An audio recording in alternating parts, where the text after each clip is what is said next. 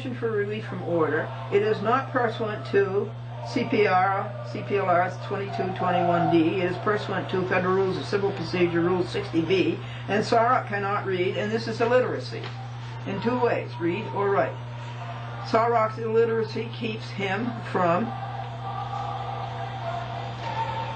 knowing that Glendora listed over 100 points, stealthily overlooked and purposely misapprehended by cheater Hansbury.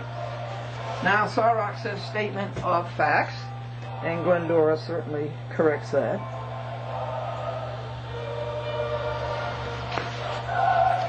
Sarok is, he says that Glendora is a professional pro se.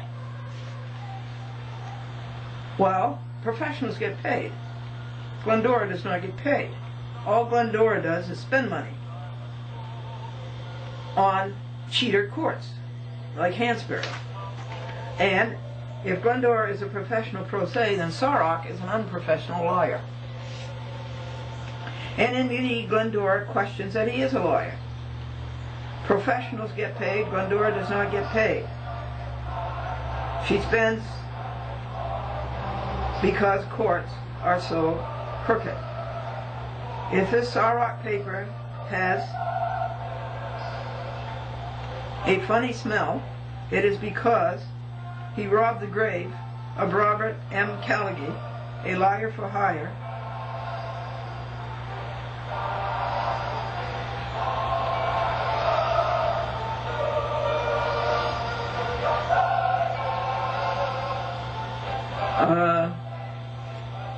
opposed by Glendora since 1993, to whom Callaghy repetitively lost.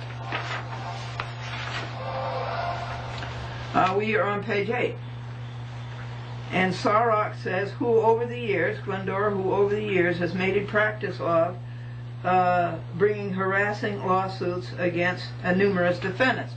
Well, Sarok, whom else do you bring lawsuits against if it's not defendants? And Sarok is vague, and Sarok, what he says is not admissible, it's not valid, it's not acceptable, it's not proven, and it's all conclusory. And what Sarok says about harassing is Sarok's failure in legal papers to read and comprehend ad nauseum. Sarok does not know the only people that you bring lawsuits against are defendants, quote unquote. He has repeated this slop 4 times in the past month, and he will probably repeat it 4 more times next month. And Sarok says, including state and city employers, Glendora sues state and city employers, and justices and clerks of the state courts in New York, federal district and circuit court justices, and clerks, and justices of the United States Supreme Court. Indeed. And she will sue you, Brian Hansbury, and she will sue you, Sarok, and sadly, Stevens, Burke, and Jasper, and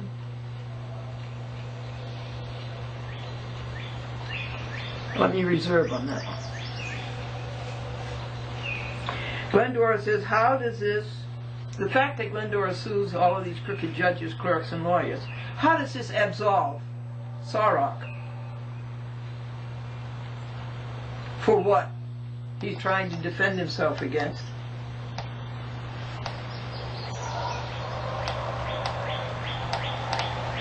How does it absolve him from my charges against him and my wanting a new trial? Because Hansbury totally failed on the night of January the 25th, 2007. Now, Sarok and Hansbury and Jasper and Sadly and Masterilli, you have all been admonished that you will be sued next. Now Sarok goes to a disjointed footnote because he has a disjointed mind. He cannot write an integral paper. Do you know why that is, folks? Because that requires integrity. And so he says that the United States Supreme Court has gone so far as to prospectively bar, that's a split infinitive, Glendora from filing non-criminal cases. based in part on her previous 14 petitions, all of which were denied. See Glendora versus Porzio, 523 U.S. 206, 1998. Well, there's such a pack of lies in there. How do we go through them? A, Sarok lie count is up to 20. No, it's up to 30. B, it's not admissible. C, it's incomplete information. D, dummy Sarok left out one paragraph. E, he goes to a disjointed footnote. F, he's a disjointed thinker. And G, Sarok is unable to write an integrated paper that requires integrity. Well, there were dissents. Every time that the 8 judges said Glendora should not be able to file in the United States Supreme Court without a previous permission, that was only for an informa pauperis application. Informa pauperis means poor person relief. This reflects pretty badly on the Supreme Court of the United States. What is it saying to you? If you're a poor person, you can't go to the Supreme Court of the United States. It's only for rich people. And the dissent was Kennedy. And every time the 8 judges said this, Kennedy dissented. Why? It's totally dis-American. So 31 is inadmissible, and 32 is Sarok's lie number 32. And Glendora knows nothing about what CSC Holdings is. Glendora never sued CSC Holdings. Glendora sued Cablevision Systems Corporation. It's Cablevision Systems Corporation, CSC. So it's inadmissible because Sarok lies again. And he says, apparently, we're not here to write apparentlys. We're here to write facts. We're here to write law. Apparently, it doesn't belong here. And Sarok doesn't prove anything that he alleges. And since when is allegiance to the Constitution and to the law frivolous? Glendora does not file frivolous lawsuits. I don't think you can say that an American's allegiance to the Constitution or abandonment of the Constitution, I don't think you can call that a frivolous cause to fight against. And Sarok has an undernourished vocabulary. And what is the point of the whole thing? This court has no Carmody weight proof that Sarok is Master Rui's attorney. He claims to be her attorney, that I'm suing Master Rui's attorney. Well, I have no proof that he's Master Rui's attorney. And neither do you, Hansbury. And in your sloppy work, you let that go.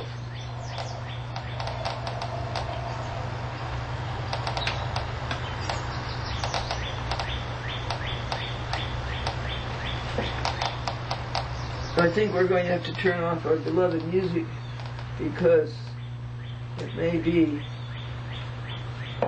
the electrostatics in the atmosphere causing the static. And so that's something we will deal with later. Paragraph 32. Sarok has been asked for Carmody weight proof of authority to represent the people he claims he represents. She has asked for it for 2 years. And Sarok has been impotent to produce it, and all it takes is an affidavit from Cecilia Massarilli is that I have hired Walter A. Sarok to represent me. That's all it takes. But they don't come forth with it. And why? Because it isn't true. Stupid Sarok goes to court and lies. Stupid Hansbury lets him do it. Stupid Hansbury is taken in by it. Now we're up to page 11. Let us rejoice. It's 9:05 a.m. on the morning of, oh, that's tautological. It's 9:05 a.m. on May the 11th, 2007, Anno Domini, the year of our Lord. Let us rejoice about something. God of grace and God of glory, on thy people for thy power. It's you, on you. Crown thine ancient church's story, bring to bud her glorious flower. And this is the month for that. Grant us courage, grant us wisdom, for the facing of this hour. That's a chat with Glendora. You're watching it.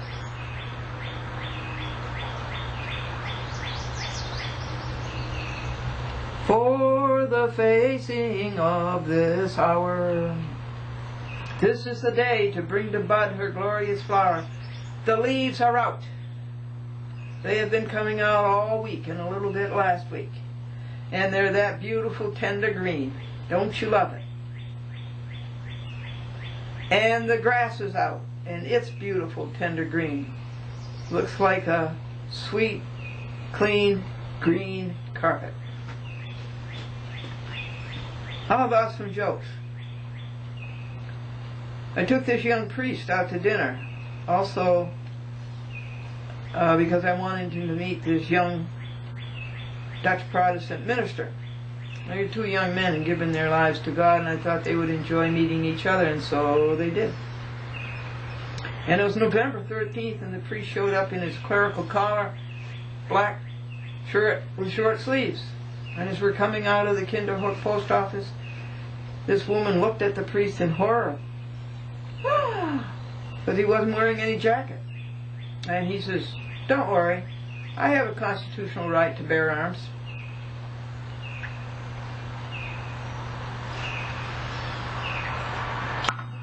You heard about the young man who says, "Money talks," and mine says, "Goodbye."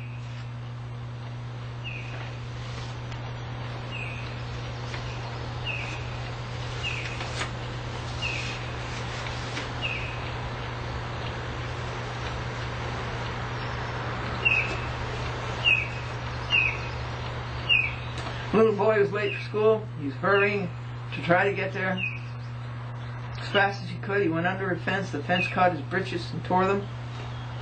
And he gets to school, and the teacher says, "I see you're a little behind this morning."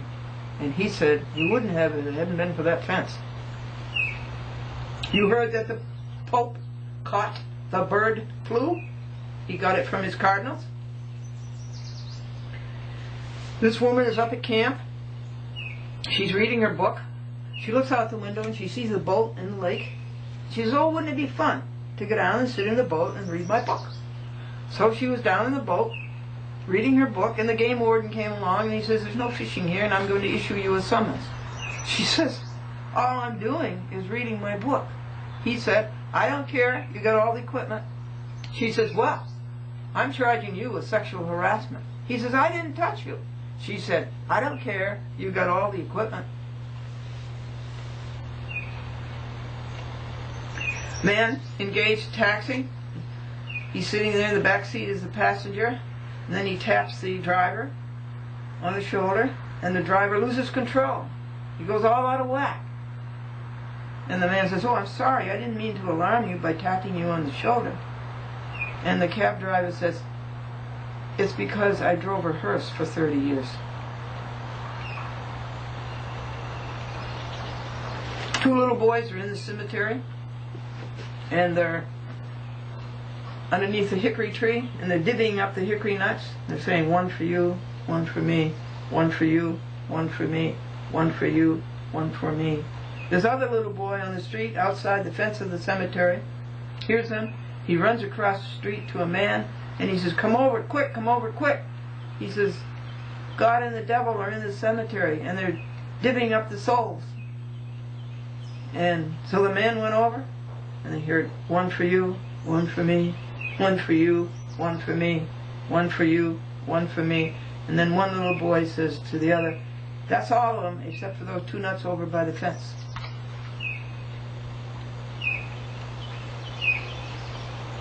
What happens when what do you get when you cross a goat with an owl a hootenanny.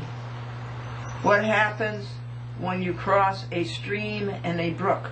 What do you get when you cross a stream and a brook? Wet feet. And my friend Susan down in Peekskill, who gives her life to rescuing cats, she rescued 5 kittens, and one of them disappeared in her house, and she looked everywhere in the house, through all the drawers.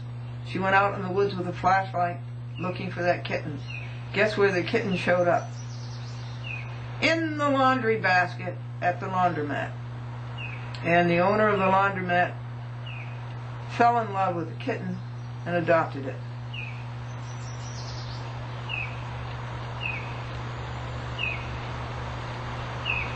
A man jumped out of the airplane. He pulled the parachute, ripcord, it didn't work. And as he is accelerating toward the earth at 32 feet per second, he sees a man coming up. And he says to the man coming up, "Do you know anything about parachutes?" And the man coming up says, "No. Do you know anything about gas stoves? Do you know about those Valentines? Be my Valentine, my one and only Valentine," and they come 30 in a box.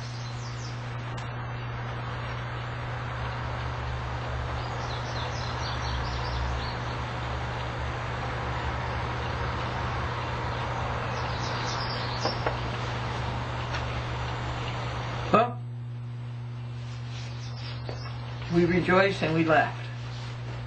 It is now 9:15 a.m. We are on page 11. Let's see how fast we can go through 11 to 20. Such a beautiful day. The earth has been washed. We had a rain, steady rain last night.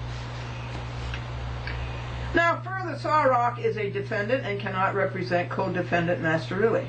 Glendora has an affluence for which to sue Sarok, and how. And so now Sarok calls this the decision. He says the court denied Glendora's motion for a new trial on the basis that plaintiff has failed to make a prima facie showing that the decision was not supported by legally sufficient evidence, or that substantial justice has not been achieved. Well, we've gone over that once, so let's go over it again. A. Hansbury lied in broad daylight. B. He violated his oath of office. C. He perjured his oath. D. He violated the constitutions of the United States and of the state of New York. E. He violated due process of law. F. He violated judicial canons. D. He is disqualified. H. He will therefore step down. I. He will therefore lose his job. And J. He will therefore lose his pension. Paragraph 36. What are Hansbury's Glendora says? Grounds. Does he give you any grounds? Does he? Where is his proof? Hansbury's gets out more one-liners than Henny Youngman. Theta. This ends Sarok, unembellished, page 2, and now we come to another, Sarok's page 3. We're refuting Sarok page by page, paragraph by paragraph, sentence by sentence, and phrase by phrase. And we're up to Sarok's lie number 40. Paragraph 37, Glendora admonishes further that A. Sarok has no standing. B. He is in default. C. He is a co-defendant and cannot represent defendant Sadley, who also is in default, nor defendant Masterilli, who also is in default. And Sarok calls this an argument. What it is just megatory. And he says Glendora offers no basis for re-argument. Well, for one thing, Glendora didn't move for re-argument. Re-argument is not the issue, dummy. Relief from order is the issue. And so in this paragraph, he tells lie 41, 2, 43, 44, 45, 46, 47. And Glendora points out that she did not move for re-argument, she moved for relief from order. She did not move for re-argument. Sarok has zero reading comprehension. Glendora did 500 pages of misapprehensions and misapplications by Hansbury. I only wrote out 500 pages of Hansbury's misapprehending and misapplying.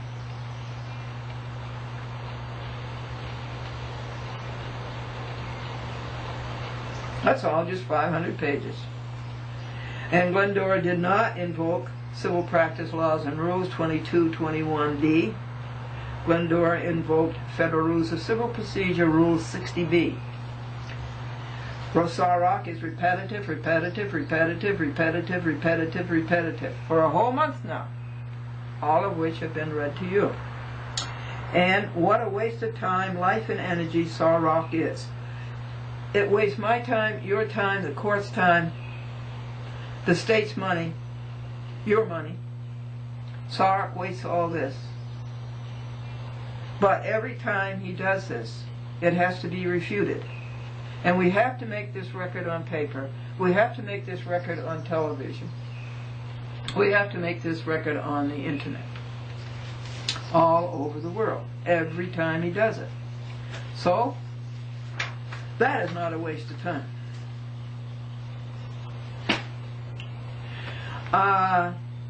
Iota. Sarok says, plaintiff, however, fails to identify any law or facts overlooked or misapprehended by this court. That is an out-and-out lie. But they will print this out-and-out lie, and Hansbury will repeat it, and West Publishing will repeat it. It's all lies. Where do you find the truth? One place only these days, public access. Not the TV news. You find truth in public access only. Sarok is now up to 50 lies, totaling 270 from the other 3 papers this month, or within the past 30 days, plus 50, so he's told 320 lies these past 30 days. His flattery of Hansbury is servile, and doesn't it make you shrink from him in disgust? Isn't that the feeling that you're getting? Glendora identifies, quote unquote, over 10 laws and 96 counts, quote unquote, overlooked and criminally misapprehended, quote unquote, by Hansbury.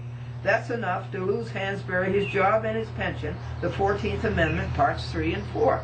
Hansbury shows no clue that he has ever read the federal or state constitutions. But the same can jail him. These constitutions can jail Hansbury. Sarok says, in fact, her current motion relies upon her prior CPLR, Civil Practice Laws and Rules, New York State, Section 4404 papers, where I demanded a new trial because Hansbury was so totally deficient and inept and inadequate and bumbling and stumbling in the trial of January the 25th, 2007, and I have 5 court monitors who witnessed this. Says Sarok, it states that a party may move to set aside a decision after a non-jury trial. The court may make new findings of fact or conclusions of law with or without taking additional testimony and render a new decision or order a new trial. That's Civil Practice Laws and Rules, and that is the law that I invoked when I moved for a new trial. And so Glendora says, why didn't Hansbury do this? B. Jasper's alphosis of 3 anemic pages hardly rises to an opposition. I read that to you. That was about 35 pages to her 3 pages. And Glendora's slur reply, it was 26 pages. And remind ourselves again, I, that Sarok has no standing. Double I, he did not appear at his own trial, January the 25th, 2007. Triple I, he was not represented. 4, he is in default. 5, he is a defendant and cannot represent a co-defendant, that's Satterley, or co-defendant Cecilia Masterilli. 6, it is over for Sarok. It is too late. The door is shut. 7, the door is shut like a prison door shuts.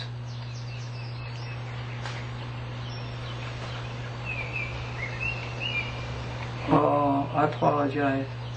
It should say the door is shut as a prison door shuts. Like is a preposition and cannot be used as a conjunction. So you have to use as. 8, he is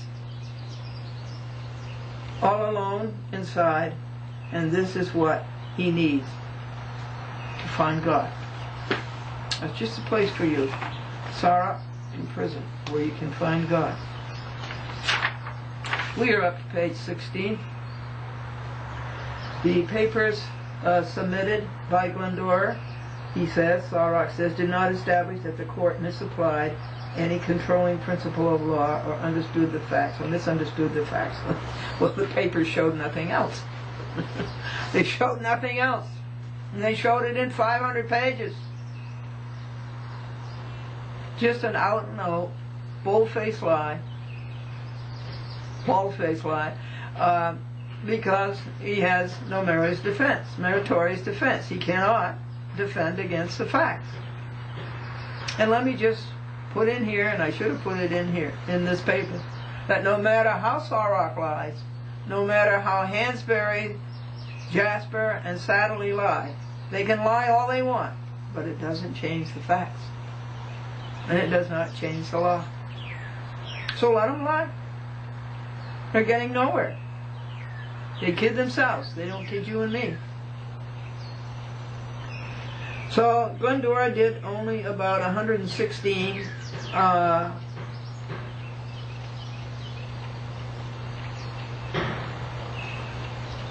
she only established about 116 times the fact that Hansbury misapplied all controlling principle of law, and he misunderstood the facts of the case. B, Hansbury, res ipsa loquitur, the record speaks for itself. They're not changing the record. It's sad that Sarok cannot read and comprehend. This is his 53rd lie. He had bad parents who never knew right from wrong and could never teach him right from wrong. He's a disgrace to a Christian school. He went to Notre Dame reportedly. I have no proof of it. And Glendora says, Sarok says, nearly all of the arguments contained in her motion for a new trial were already heard and rejected by this court at trial.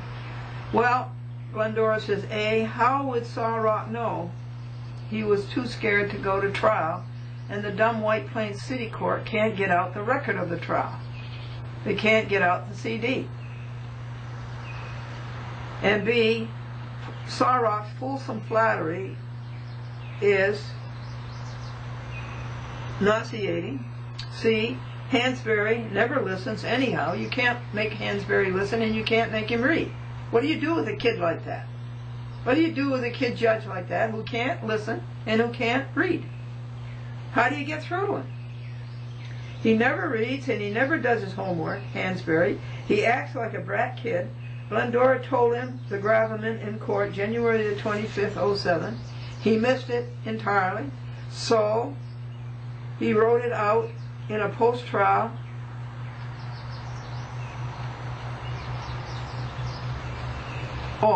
So then Glendora wrote it out in a post-trial affluent 300 pages, what she said in court, because he wasn't listening. And he missed that. And then he coughs up a paper that has nothing to do with the gravamen. Glendora writes a notice of appeal with 3 attachments, trying to penetrate Hansbury's adamantine cranium. He fails again to intercept. He gets out one of his inane one-liners of no grounds, no law, and no fact. And then Sarok, of no standing, left babbles his 55th lie about it. It is pellucid what is happening.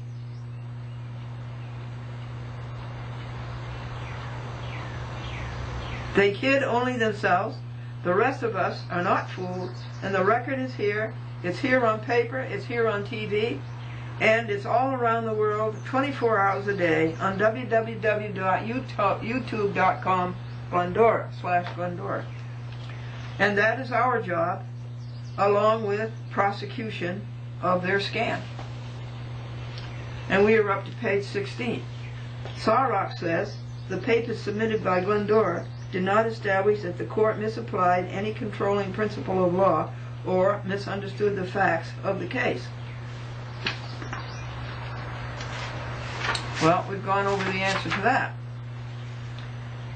And then Sarok says the dispositive facts remain that the plaintiff was not represented by defendants, had no...